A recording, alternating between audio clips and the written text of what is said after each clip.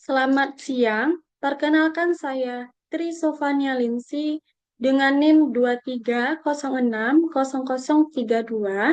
mata kuliah Statistika Lanjutan, sesi 029, dosen pengampu dengan Bapak Dr. Alphonse Satrianto, SE, ME. Baik, pada kali ini saya akan mempresentasikan materi bab 16 tentang analisis regresi dan korelasi berganda. Sebelumnya, saya akan membagikan layar terlebih dahulu.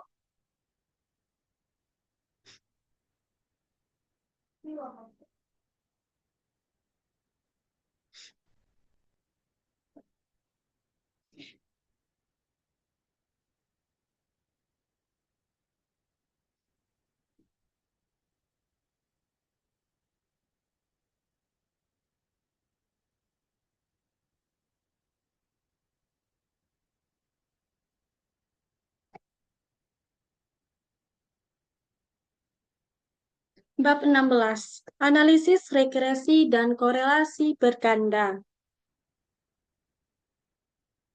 Di bab 16 ini ada beberapa materi yang nantinya saya akan jelaskan.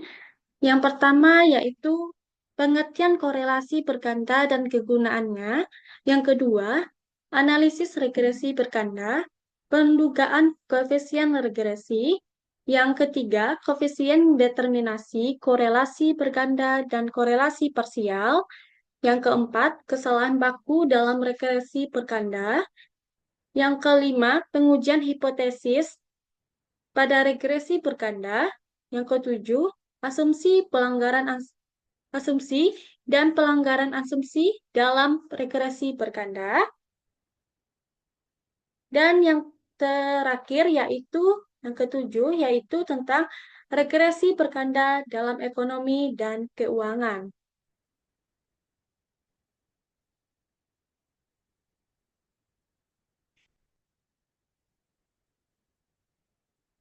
Lanjut, yang pertama,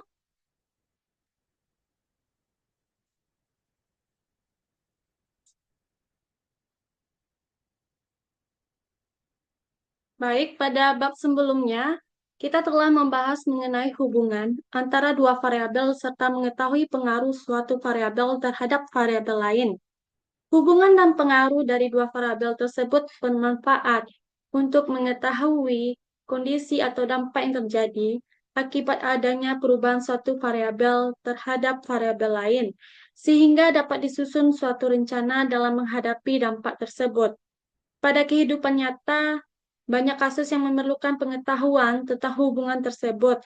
Namun demikian, tentunya tidak hanya terbatas pada dua variabel saja. Sebagai contoh, pada kasus konsumsi teori Keynes tahun 1883 sampai tahun 1946 menyatakan bahwa aspek yang memengaruhi konsumsi seseorang adalah pendapatannya. Namun demikian, Friedman menyatakan bahwa keputusan seseorang untuk mengonsumsi sesuatu pada dasarnya tidak hanya dipengaruhi faktor pendapatannya, tetapi juga perkiraan pendapatannya pada masa mendatang selain faktor suku bunga, pajak, distribusi pendapatan, dan lainnya. Teori Keynes dan Friedman hanyalah salah satu contoh bahwa banyak variabel yang menjadi dasar bagi pengambilan suatu keputusan. Oleh sebab itu, pada bab ini akan dipelajari tentang regresi berganda untuk mengetahui hubungan dan pengaruh dari beberapa variabel bebas atau independent variabel terhadap variabel terikat atau dependent variabel. Untuk lebih memperdalam pentingnya pengetahuan tentang regresi berganda, berikut ada beberapa kasus ekonomi yang menggunakan regresi berganda, yaitu yang pertama, investasi PMA dan PMDN meningkat. Yang kedua, produktivitas dan kepuasan SDM. Yang ketiga, harga tingkat hanya dipengaruhi oleh produksi atau penawaran. Ketiga contoh di atas, baik mengenai keputusan investasi, produktivitas, dan kepuasan tenaga kerja, maupun permintaan minyak kelapa sawit, ternyata tidak hanya dipengaruhi oleh satu variabel saja. Dengan tetapi oleh banyak variabel. Penting bagi kita untuk mengetahui hubungan antara suatu variabel dengan variabel lainnya, bagaimana pengaruhnya, dan seberapa besar pengaruh setiap variabel terhadap variabel lainnya. Pada bab ini, secara berturut-turut akan dibahas mengenai hubungan antara dua atau lebih variabel yang dikenal dengan analisis regresi berganda untuk mengetahui koefisien regresi, koefisien determinasi, dan korelasi parsial, serta pengujian koefisien regresi. Baik, pada materi pertama yaitu tentang analisis regresi berganda. Pada bab 15 telah dikemukakan analisis regresi sederhana dengan rumus Y sama dengan A ditambah BX. Persamaan tersebut mempunyai satu variabel independen dan satu variabel dependen. Sebagai contoh, dengan mengasumsi bahwa nilai impor hanya dipengaruhi oleh nilai tukar, maka dapat dilakukan analisis regresi dan diperoleh koefisien regresinya yaitu Y sama dengan 47.648 dikurang 1,37X. Maka persamaan tersebut menyatakan bahwa apabila nilai tukar melemah Rp1 atau Amerika Serikat dolar, maka volume impor akan turun sebesar Amerika Serikat dolar 1,37 juta. Pada kenyataannya, nilai impor tidak hanya dipengaruhi oleh nilai tukar saja. Banyak faktor lain yang mempengaruhi seperti pendapatan, suku bunga di dalam negeri, dan kebijakan perpajakan. Untuk menganalisis besarnya hubungan dan pengaruh variabel independen yang jumlahnya lebih dari 2, digunakan analisis regresi berganda. Bentuk persamaan regresi dengan dua variabel independen adalah Y sama dengan A ditambah B1 X1 ditambah B2 X2. Sedangkan bentuk persamaan regresi dengan tiga variabel independen adalah Y sama dengan A ditambah B1 X1 ditambah B2 X2 ditambah B3 X3. Sehingga bentuk umum persamaan regresi untuk K, variabel independen, dapat dirumuskan sebagai berikut. Y sama dengan A ditambah B1 X1 ditambah B2 X2 ditambah B3 X3 dan seterusnya, dan diakhiri dengan BK XK. Untuk persamaan regresi dengan dua variabel independen, nilai koefisien regresi yaitu B1 dan B2, serta nilai intercept A masih dapat dicari dengan menggunakan alat hitung sederhana atau manual. Namun demikian, untuk mempermudahkan nilai koefisien regresi untuk lebih dari dua variabel independen dapat dibantu dengan komputer, baik menggunakan Excel maupun SPSS, untuk memperoleh nilai koefisien regresi A, B1 dan B2 dari persamaan Y sama dengan A ditambah B1 X1 ditambah B2 X2 dapat digunakan metode ordinary least squares atau OLS yang telah dikemukakan pada bab 15 sebelumnya. Prinsip metode OLS adalah meminimumkan jumlah kuadrat deviasi di sekitar garis regresi. Nilai koefisien regresi A, B1, dan B2 dapat dipecahkan secara simultan dari tiga persamaan berikut. Delta Y sama dengan NA ditambah B1, delta X1 ditambah B2, delta X2. Delta X1Y sama dengan A, delta X1 ditambah B1, delta X1 pangkat 2, ditambah B2, delta X1, delta X2, dan delta X2 Y sama dengan A, delta X2, ditambah B1, delta X1, delta X2 ditambah B2, delta X2 pangkat 2.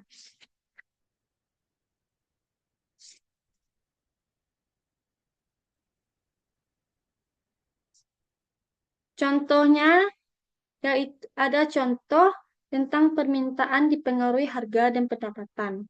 Contoh 16.1. Anda tentu telah belajar tentang teori permintaan. Teori permintaan menyatakan bahwa permintaan suatu produk akan ditentukan oleh harga barang itu tersendiri.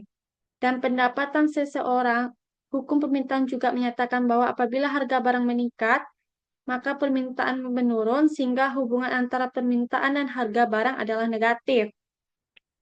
Hubungan antara pendapatan dengan permintaan dapat bernilai negatif dan positif. Hubungan pendapatan dengan barang normal bernilai positif. Artinya, apabila pendapatan meningkat, permintaan terhadap barang normal juga meningkat. Sebaliknya, hubungan dengan barang inferior bernilai negatif, yaitu apabila pendapatan meningkat, permintaan terhadap barang inferior justru menurun. Berdasarkan teori tersebut, Astuti melakukan penelitian di Gen PSD untuk mengetahui hubungan dan pengaruh variabel harga dan pendapatan terhadap permintaan minyak goreng. Berdasarkan data tersebut, cobalah hitung koefisien regresinya. Untuk mendapatkan koefisien regresi sesuai dengan persamaan A, B, dan C perlu dihitung terlebih dahulu dari nilai-nilai sebagai berikut. Delta Y1, delta X2, delta X1Y, delta X2Y, delta X1 pangkat 2, delta X2 pangkat 2, delta X1 X2. Dengan menggabungkan persamaan A, B, dan C, dengan hasil perhitungan di atas diperoleh persamaan sebagai berikut. 68 sama dengan 10A ditambah 63B1 ditambah 46B2. 409 sama dengan 63A ditambah 405B1 ditambah 317B2. Hasilnya yaitu 239 sama dengan 46A ditambah 317B1 ditambah 324B2. Untuk mendapatkan nilai koefisien regresi A, B1, dan B2 dapat dilakukan dengan substitusi antar persamaan. Pertama, persamaan 1 dan 2. Persamaan 1 dapat dikalikan dengan min 6,3 agar penjumlahan persamaan 1 dan 2 menghasilkan nilai A 0. Persamaan tersebut menjadi min 428,4 sama dengan min 63A dikurang 396,9 B1 dikurang 289,8 B2. Persamaan 1 dikalikan min 6,3. Dan yang persamaan kedua yaitu 409 sama dengan 63A ditambah 405 B1 ditambah 317 B2. Hasilnya yaitu min 19,4 sama dengan 0 ditambah 8,1 B1 ditambah 27,2 B2. Persamaan 1 dan 3 dapat digabungkan dengan menggalikan persamaan 1 dengan min 4,6 dan hasilnya sebagai berikut.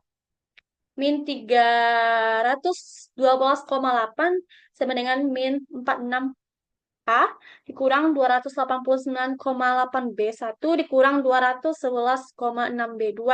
Persamaan 1 dikalikan dengan min 4,6. 230 persamaan yang kedua yaitu 239 sama dengan 46A ditambah 317 B1 ditambah 324 B2. Hasilnya yaitu min 73,8 sama dengan 0 ditambah 27,2 B1 ditambah 112,B2. 112,4 B2. Untuk mendapatkan nilai B2, gabungkan persamaan 4 dan 5. Kalikan persamaan 4 dengan min 3,36 sehingga nilai B1 sama dengan 0. Hasilnya adalah sebagai berikut. 60 persamaannya dikalikan dengan min 3,36. 65,18 sama dengan 0, dikurang 27,2 B1 dikurang 91,39 B2, dan min 73,8 sama dengan 0, ditambah 27,2 B1 ditambah 112,4 B2, dan hasilnya yaitu min 8,62 sama dengan 0 ditambah 0 ditambah 21,01 B2.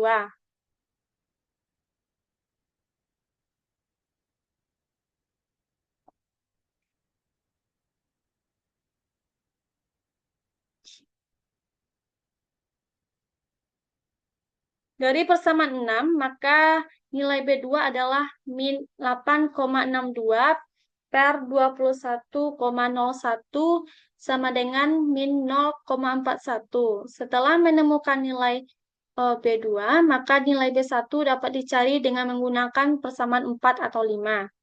Min 19,4 sama dengan 0 ditambah 8,1 B1 ditambah 27,2 dikali min 0,41.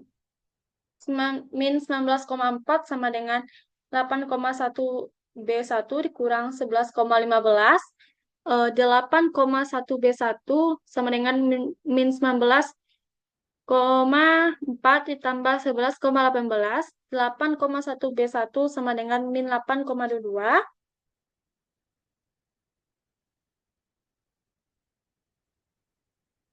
B1 sama dengan min 8,22 dibagi 8,1 sama dengan min 1,015.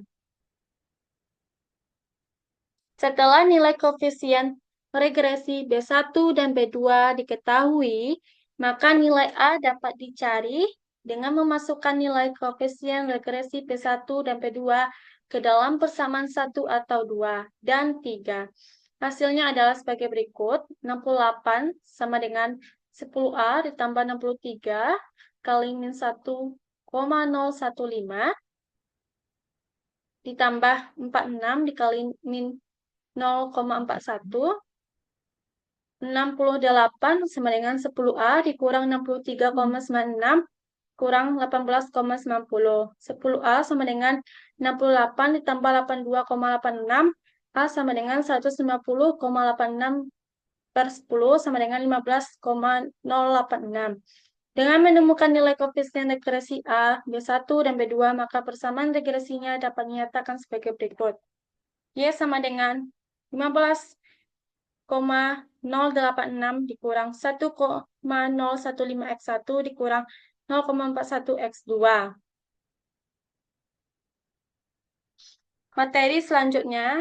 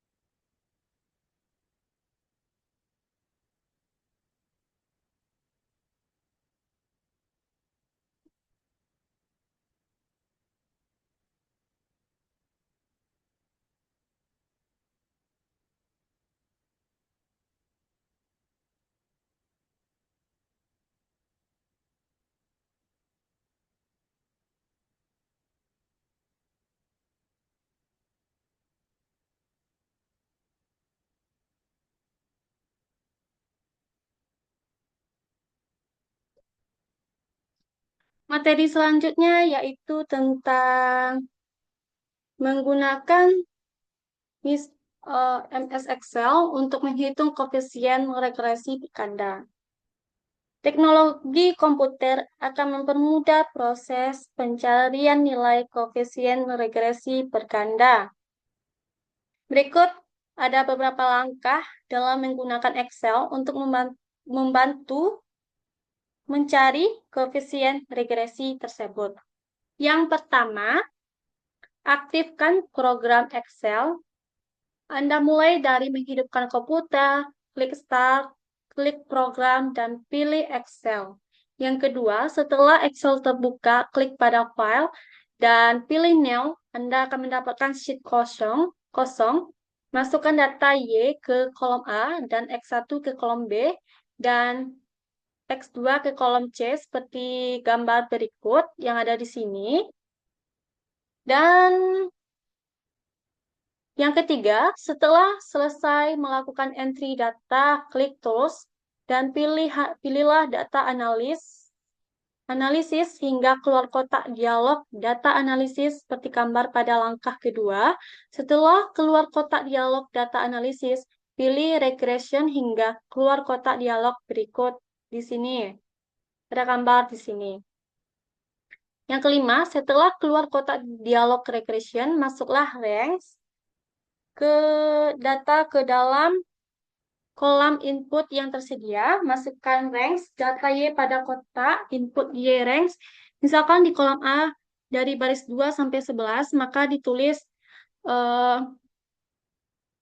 US dolar A, US 2.2, dolar A, US dolar 11, atau Anda blok saja di kolom A dari baris 2 sampai 11. Sedangkan data X1 dan X2 dimasukkan ke kolom input X ranks, yaitu dari kolom B baris 2 sampai kolom C baris 11. Maka ditulis dolar B, dolar 2.2, dolar C, dolar 11, atau blok data X1 dan X2. Setelah selesai, blok data input dan tekan OK. Setelah Anda tekan OK, maka hasil regresi akan keluar seperti gambar ini. Perhatikan pada kolom coefficients terdapat nilai intercept untuk A sebesar 15,086166, X variabel 1 untuk B1 sebesar min 1,015243 dan X variabel 2 untuk B2 sebesar min 0,41090027. Dengan demikian, dengan mudah kita dapat menuliskan persamaan regresi adalah Y sama dengan 15,086166 dikurang 1,01524403 X1 dikurang 0,41090027 X2. Baik, materi selanjutnya. Materi yang ketiga yaitu tentang koefisien determinasi, korelasi berganda, dan korelasi parsial. Koefisien determinasi.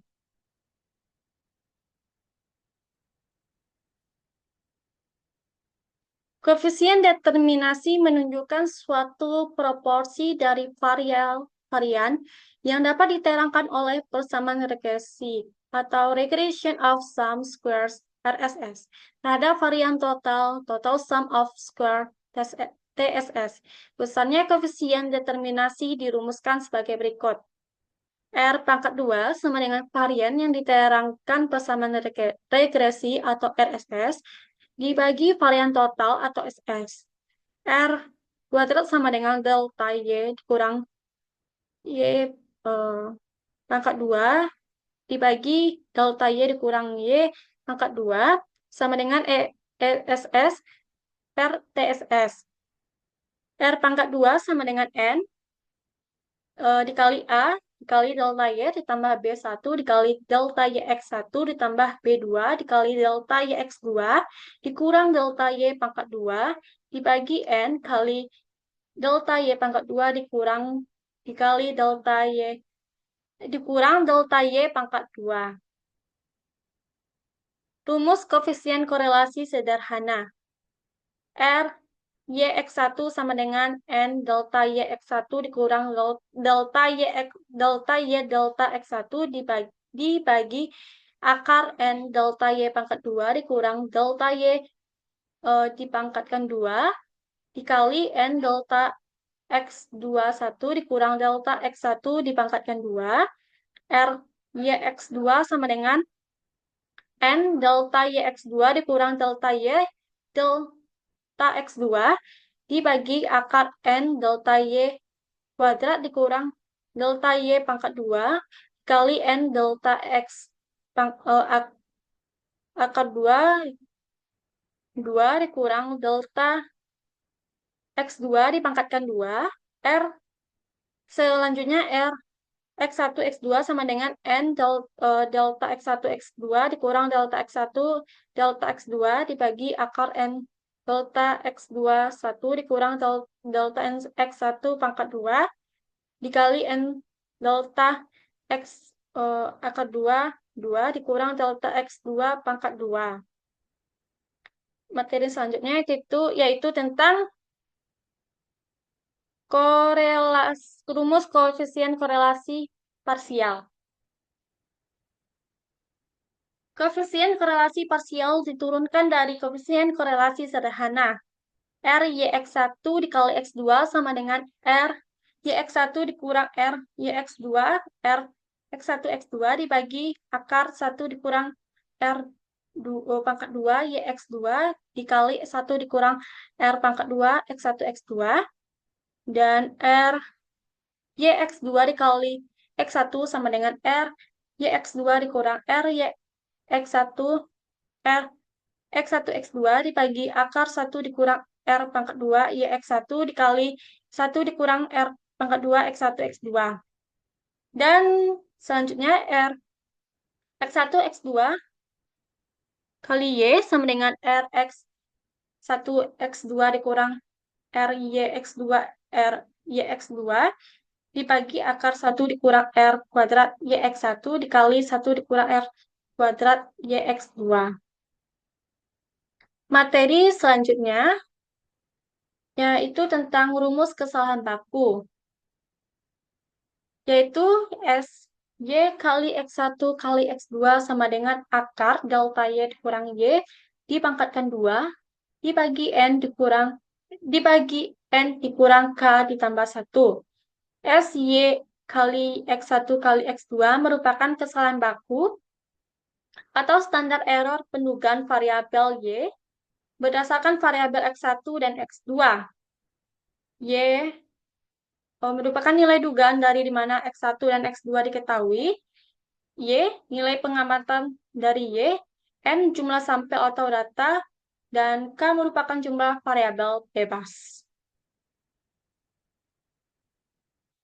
Di sini ada contoh kesalahan baku pendugaan. Contoh kesalahan baku pendugaan. Persamaan Y sama dengan 15,086 dikurang 1,015 X1 dikurang 0,41 X2. Contoh kesalahan bakunya yaitu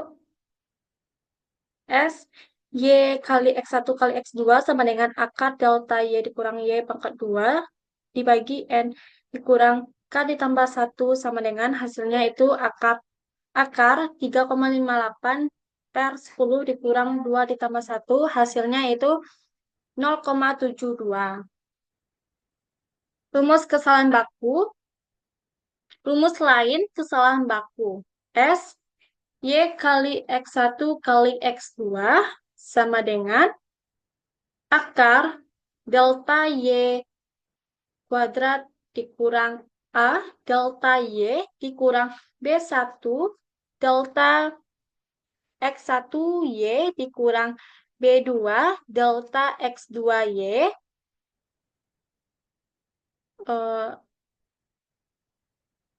S Y kali X1 kali X2 sama dengan akar 516 dikurang 15,086 dikali 68 dikurang min 1,1524 dikali 409 dikurang min 041 dikali 239 per 10 kurang 3 sama dengan hasilnya itu 0,72.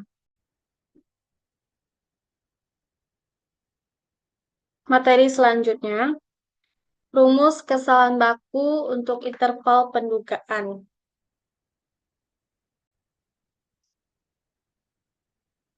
Y lebih kurang T S Y kali X1 kali X2. Y merupakan nilai dugaan dari Y untuk nilai X tertentu. T merupakan nilai T tabel untuk taraf nyata tertentu. Dan SY kali X1 kali X2 merupakan standar error variabel Y berdasarkan variabel X yang diketahui. Penggunaan Excel untuk mencari kesalahan baku.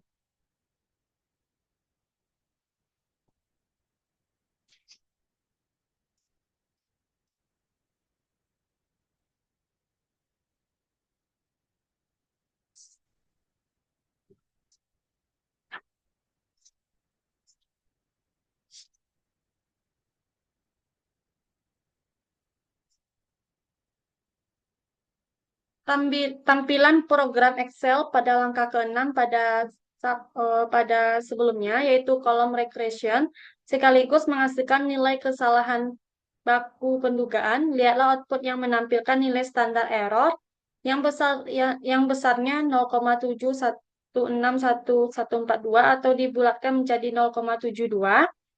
Standar error penduga juga langsung dihitung dan dalam output dinyatakan sebagai standar error yang terletak di sebelah kanan kolom koefisien. Pada kolom standar error, terlihat SB1 sama dengan 0,5804456685 dan SB1 sama dengan 0,155821874 pada gambar output di sini. Materi selanjutnya yaitu tentang pengujian hipotesis pada regresi berganda.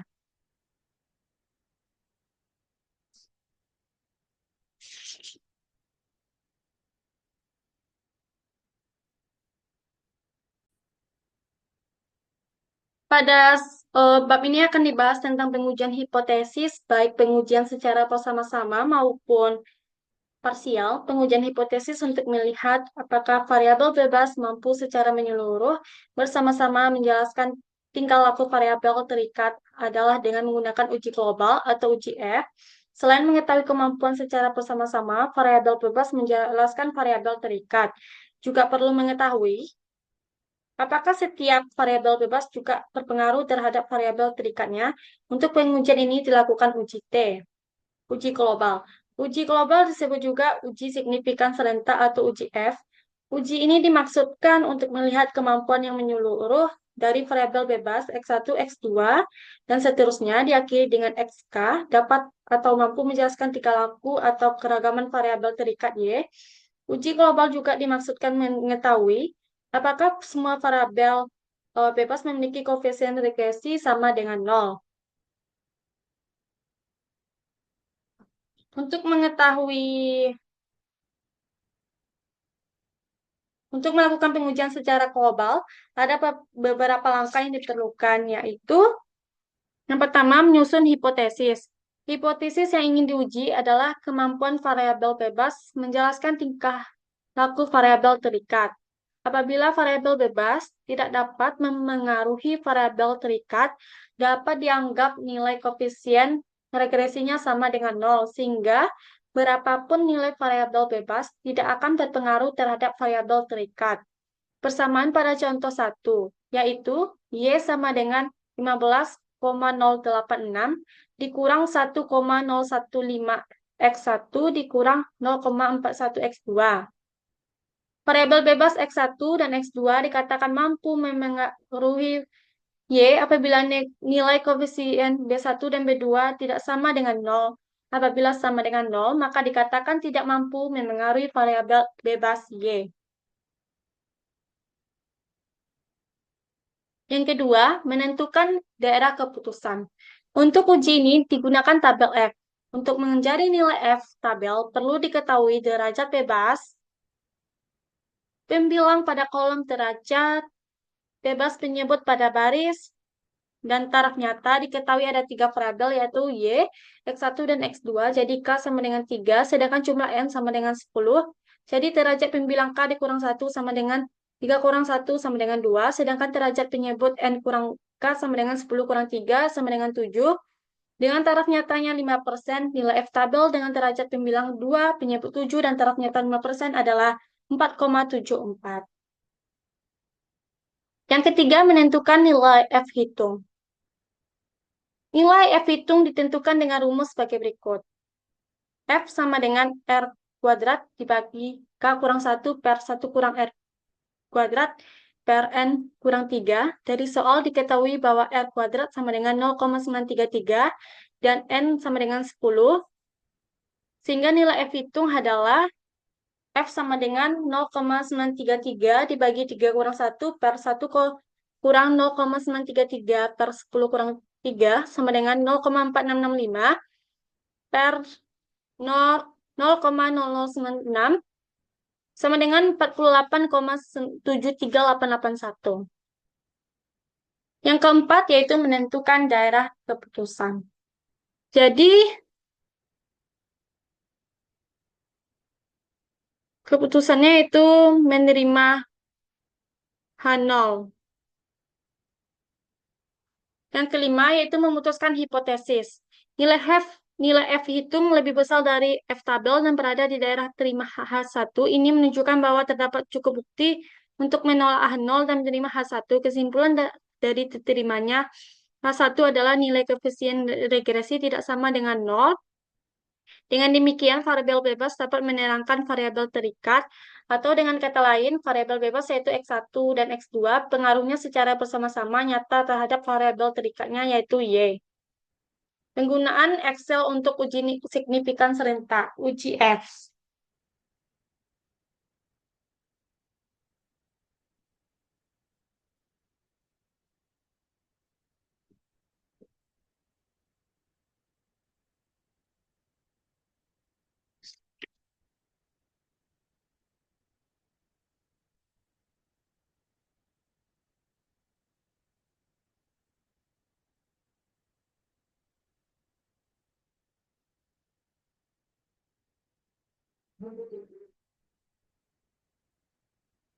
Materi selanjutnya yaitu tentang asumsi dan pelanggaran asumsi dalam regresi berganda.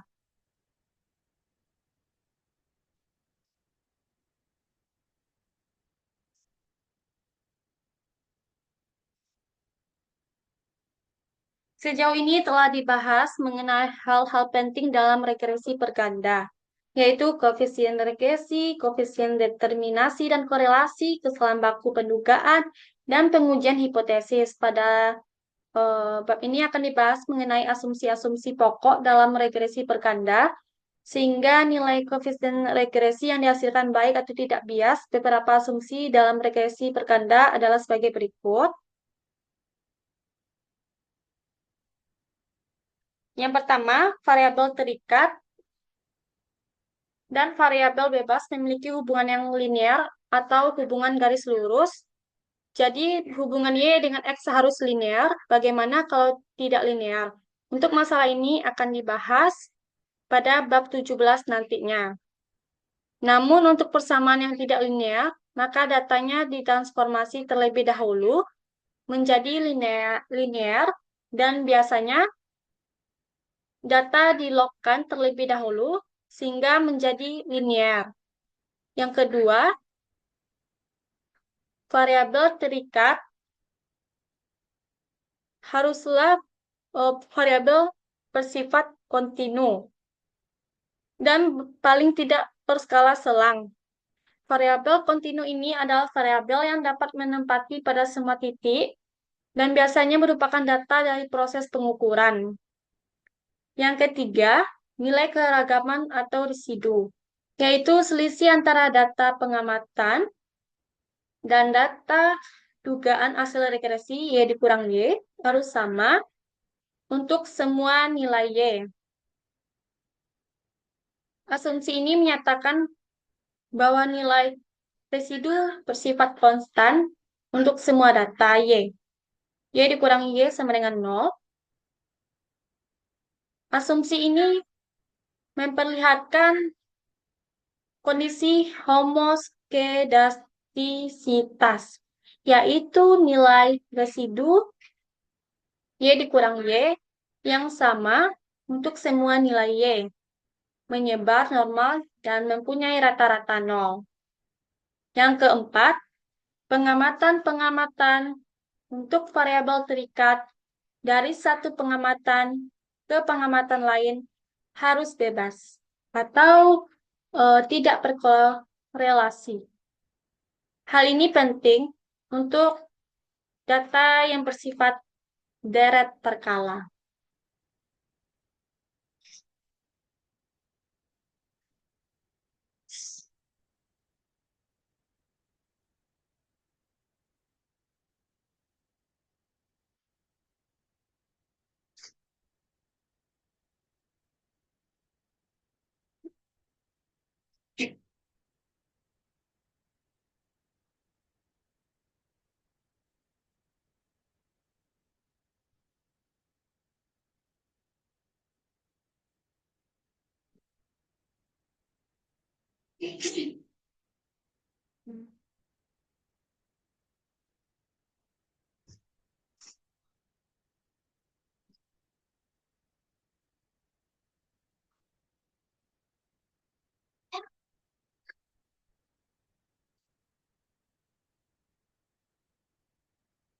Materi selanjutnya, pelanggaran asumsi pada regresi berkanda.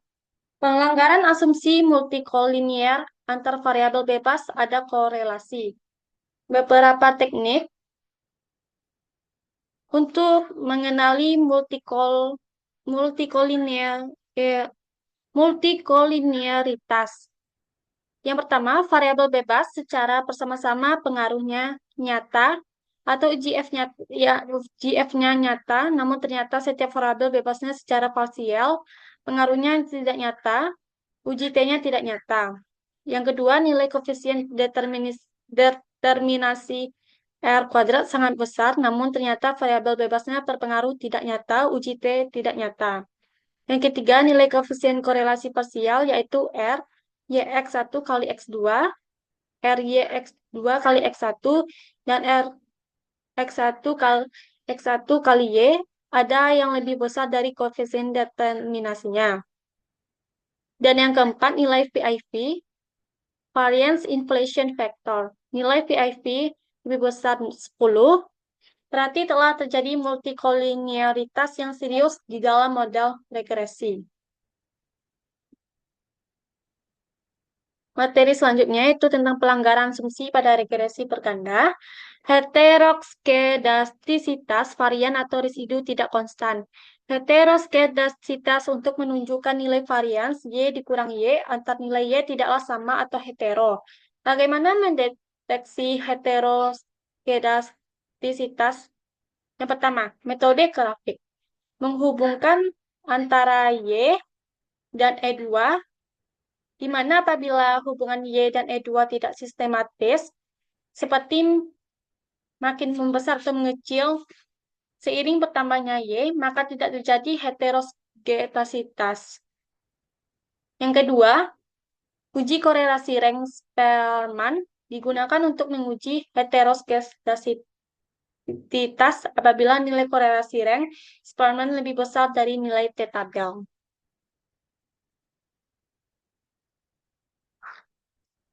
Selanjutnya, autokorelasi antar data pengamatan berkorelasi. Autokorelasi merupakan korelasi antara anggota observasi yang disusun menurut urutan waktu. Ada beberapa penyebab autokorelasi, yaitu kelembaman biasanya terjadi dalam fenomena ekonomi di mana sesuatu akan memengaruhi sesuatu mengikuti siklus bisnis atau saling berkaitan. Yang kedua, terjadi bias dalam spesifikasi, yaitu ada beberapa variabel yang tidak termasuk dalam model. Dan yang ketiga, bentuk fungsi yang dipergunakan tidak tepat, seperti semestinya bentuk non-linear digunakan linear atau sebaliknya.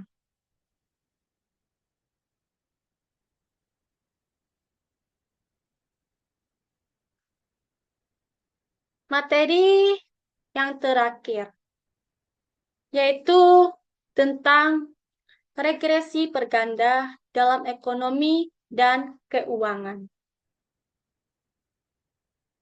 Contoh kasus keuntungan dipengaruhi aset dan harga saham perbankan. Di sini ada kasus tentang keuntungan dipengaruhi aset dan harga saham perbankan.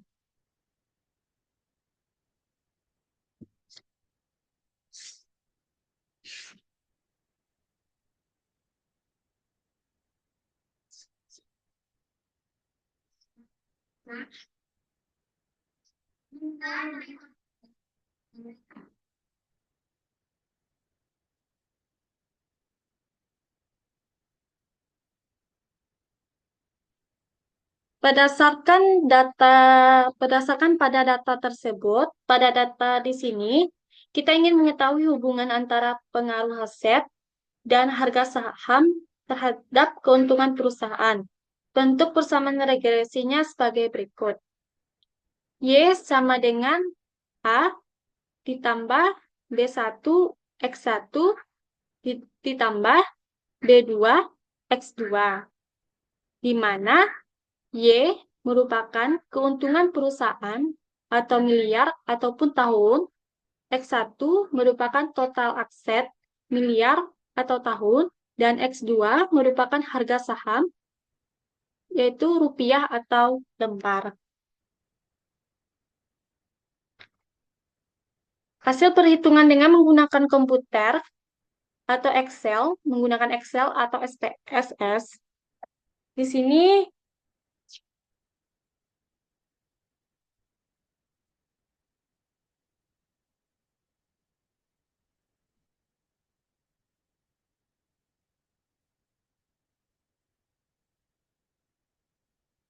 hasil regresi yang dianggap penting dan perlu dibahas telah diberikan tanda dengan huruf tebal. Hasil tersebut dapat dinyatakan sebagai berikut. Y sama dengan min 2,928 ditambah 0,017 X1 ditambah 0,4 X2.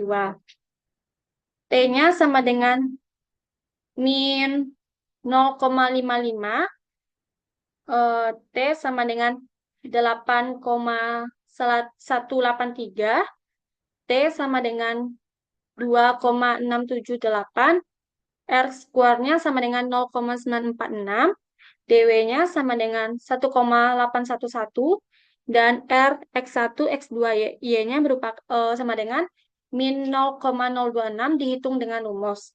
Persamaan Y sama dengan min 2,928 ditambah 0,017 X1 ditambah 0,4 X2 menyatakan bahwa apabila aset X1 meningkat 1 miliar rupiah, maka keuntungan Y meningkat 0,017 miliar rupiah. Dengan demikian, return on asset diperbankan dapat diperkirakan sebesar 1,7%, dan hal ini sudah sesuai dengan data ROA seluruh perbankan, yaitu 1,32% pada tahun 2013. Apabila harga saham X2 naik Rp1, maka keuntungan perusahaan meningkat 0,4 miliar. Nilai R kuadrat sama dengan 0,946. Ini menunjukkan kemampuan variabel aset dan harga saham menjelaskan perilaku keuntungan perusahaan sebesar 96,5% dan sisanya atau residu sebesar 3,5% dijelaskan oleh variabel lain yang tidak dimasukkan dan diteliti dalam persamaan tersebut. Ini menunjukkan spesifikasi model yang sangat baik karena kemampuan menjelaskannya relatif besar.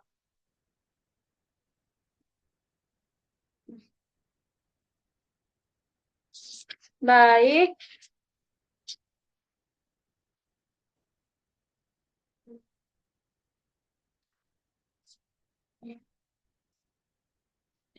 ringkasan dari bab 8.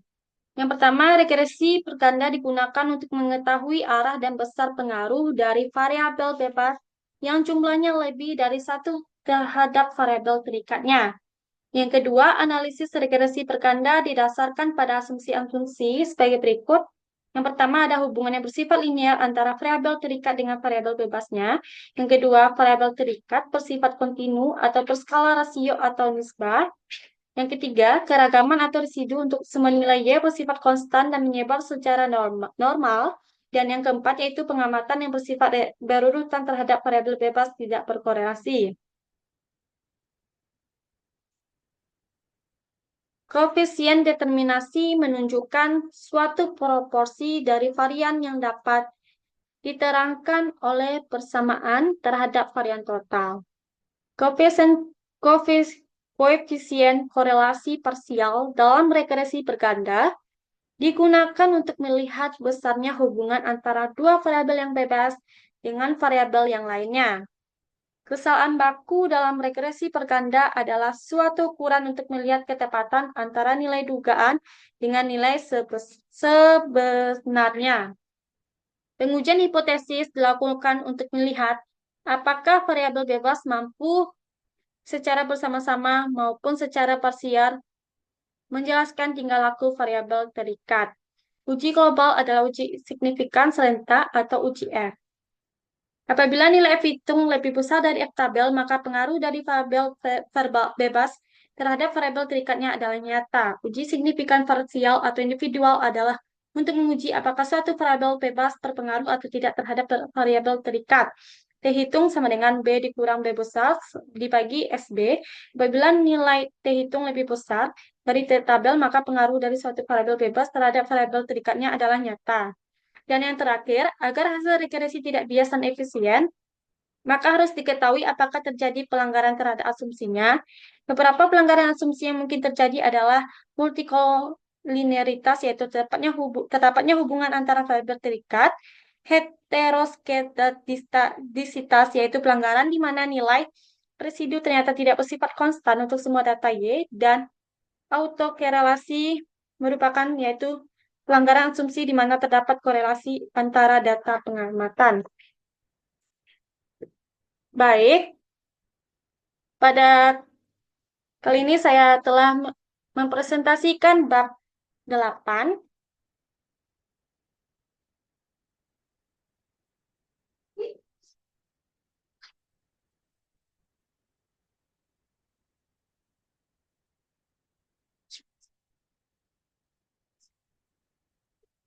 Telah mempresentasikan bab 16, yaitu tentang analisis regresi dan korelasi berganda.